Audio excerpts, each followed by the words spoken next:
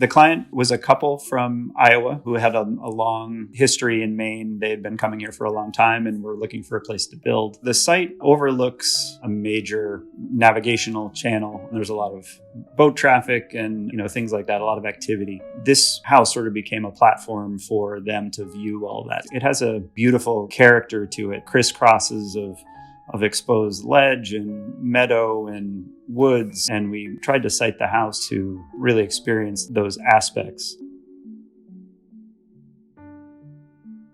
The nature of this project was very iterative. We were involved with the clients from a very early point in the project, and we would meet with them when they were here in the summertime. Ideas had the chance to sort of develop in a very kind of organic way. The owners really valued that idea of testing things. They would have an idea and we'd sort of explore it a little bit and then come back, kind of pull back from that. So it really sort of gave more confidence to some of the original ideas.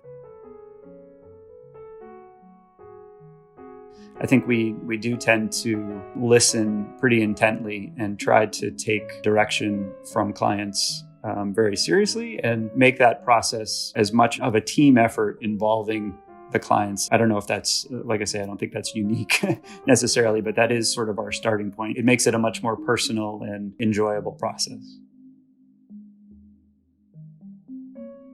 That's a hard one.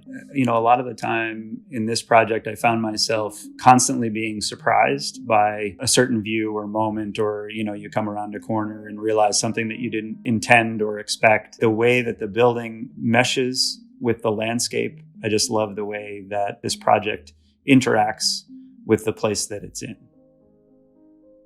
The ability for them to be able to move around the house and experience a lot of those same conditions from the interior, being able to sit and see one thing one day and then that experience completely changing. I think that would probably be their response to that question. And we spent a lot of time micro-siting large pieces of stone in the landscape that came from a nearby quarry. I think I learned a lot about those kinds of interactions and how a landscape can really define and enhance the architecture, especially when it needs to be so strongly knitted to the site.